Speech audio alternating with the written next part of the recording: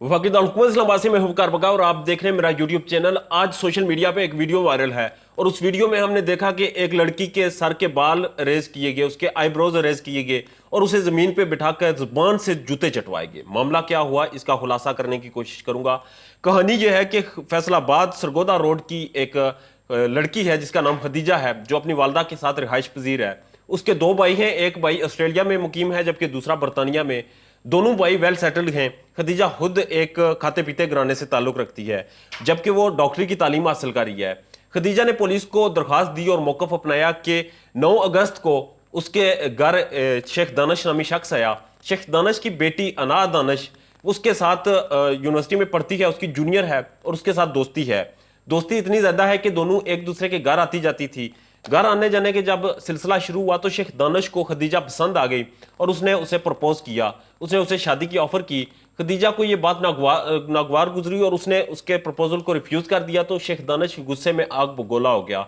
उसने गालियां देना शुरू की, उसने धमकियां देना शुरू की और उसने वार्निंग्स दी कि अगर तुम शादी के लिए मानोगी नहीं तो तुम्हारे साथ बुरा होगा, तुम्हें घर से उठा लूंगा। मगर खदीजा नहीं मानी तो शेख दानिश उसके घर आया। उसके घर आकर उसने अपने साथ कुछ बंदे लाए और वहां पर उसको तशद्दुद का निशाना बनाया। उसका भाई घर में मौजूद था, बूढ़ी वालदा घर में मौजूद थी, उन्हें तशद्दुद का निशाना बनाया और उसके बाद उसके घर से 5 लाख रुपया नकदी, सोने के कड़े और उसके साथ आईफोन 13 प्रो मैक्स और आईफोन 7 प्लस ये चीजें उठाई। उनके नंबर भी उन्होंने मेंशन किए कि ये नंबर वाले मेरे मोबाइल फोन है, वो उठाए और 50,000 रुपए की कुछ दिगर चीजें थी वो उठाई और उन्हें उठा के दोनों बहन भाई को गाड़ी में डाला और ले गए।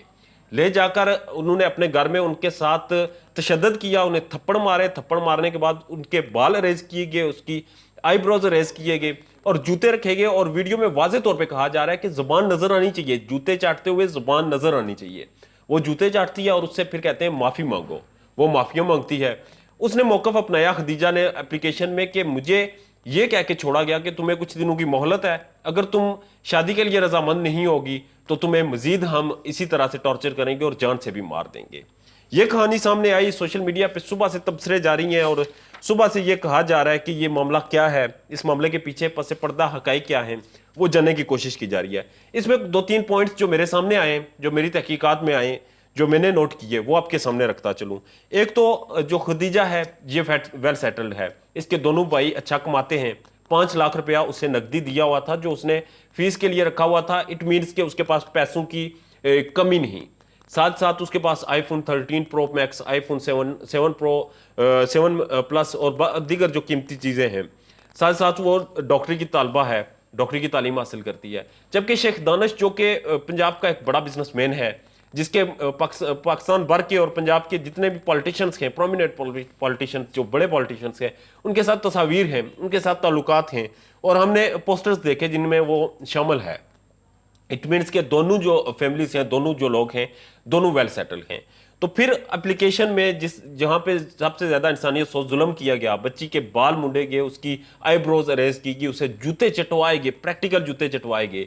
तो ये इतनी बड़ी चीजें होने के साथ साथ ये छोटी छोटी चीजें क्यों मेंशन की गई कि मेरा फोन उठाया गया, मेरे पैसे उठाए गए, ये कंट्रोवर्सी बनती है। इसके बाद उन्होंने एप्लीकेशन में ये भी मौकफ अपनाया कि उन्हें उनके साथ ज्यादती करने की कोशिश की गई, रेप करने की कोशिश की गई।